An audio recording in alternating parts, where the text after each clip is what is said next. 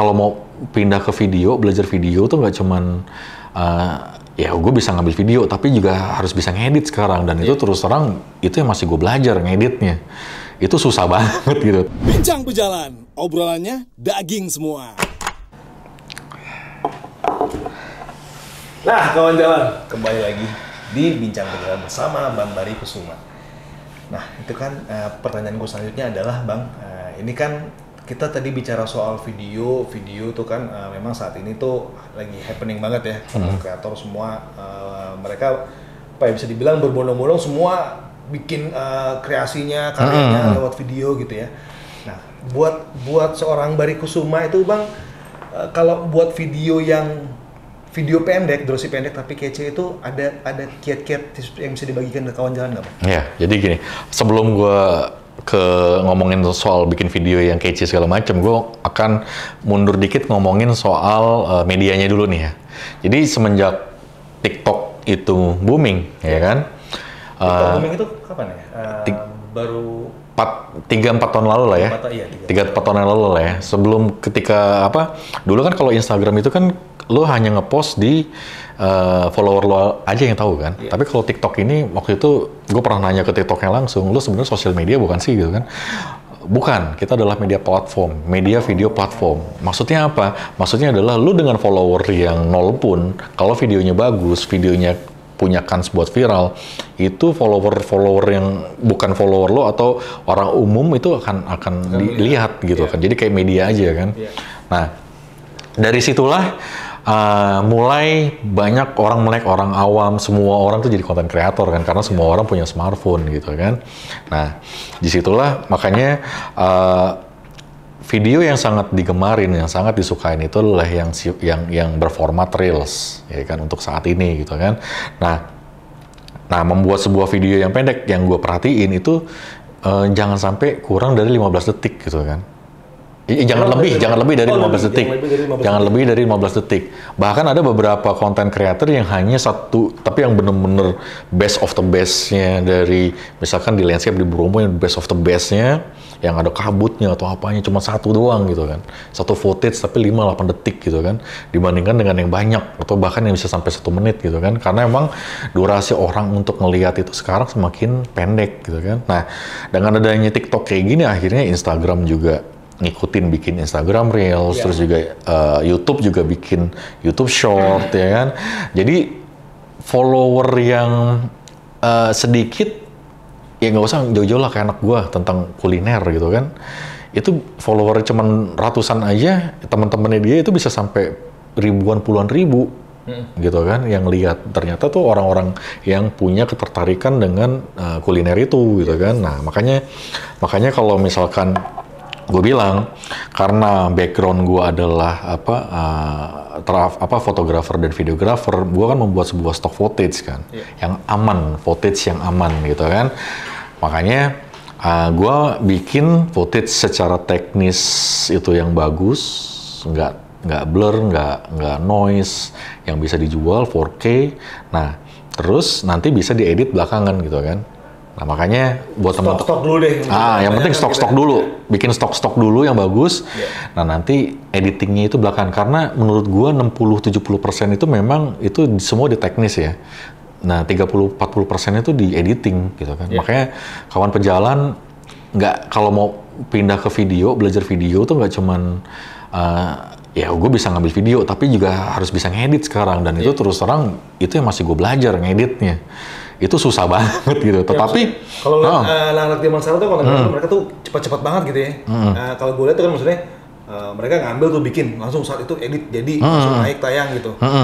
Nah, itu proses kayak gitu tuh. Nah, sekarang itu lebih mudah lagi kan. Mereka dengan smartphone, dengan gambar ngambil, terus tinggal pakai aplikasi kayak lo pakai aplikasi buat ngedit lebih banyak laptop atau handphone? Apa yang lo pakai? Gue ada InShot. Terus kemarin gue sempat nyobain juga sih install VN di sini. Gue belum bener-bener ngulik sih VN itu kayak gimana gitu. Lebih nyaman pakai InShot sih gue. Lebih nyaman pakai InShot ya. Memang InShot tuh paling simple, paling enak lah ya. Nah, tapi sekarang nih menurut gue yang keren tuh kayak VN. Itu bener-bener, kenapa gue bilang keren? Karena Kalau lu ngedit video, 4K video di laptop itu bisa butuh spek yang harga 25 sampai 30 juta. Itu pun juga kalau di bawah itu kadang nge-lag pakai Adobe Premiere gitu kan. Tetapi dengan smartphone yang sudah cukup mumpuni, atau nggak usah smartphone lah ya, iPad lah ya yang harganya juga 5 juta, 7 juta, pakai VN, 4K, di ngedit tanpa nge-lag, man. Langsung jadi. Gila, itu simple banget. Dan memang proses bikin video yang durasi pendek ini nih semakin cepet banget gitu kan. Ya contohnya misalkan lu nerbangin drone udah dapet bagus, tinggal transfer wire video footage-nya, edit pakai VN, nggak usah simple stunning shot-nya diambil 5-10 detik di shot gitu doang, jadi. Dan itu kesebar kemana-mana. Dan sekarang, nah ini kalian harus bisa, kawan pejalan nih harus bisa update. Tantangannya sekarang adalah bagaimana membuat sebuah konten yang cepet. Iya. Gitu. Ya, sekarang benar-benar fast moving banget kan? Makanya belajar teknis yang bagus, sama belajar ngedit editing di aplikasi gitu. Sebenarnya kalau menurut Bang Bari ini tuh seberapa penting tuh ngedit itu tuh, maksudnya kan misalkan nih gue nyetok nih, footage kan viral-viralan kan gitu.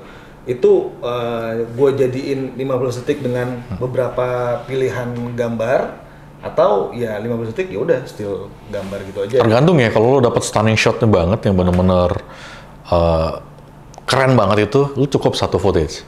Tetapi kalau misalkan kayak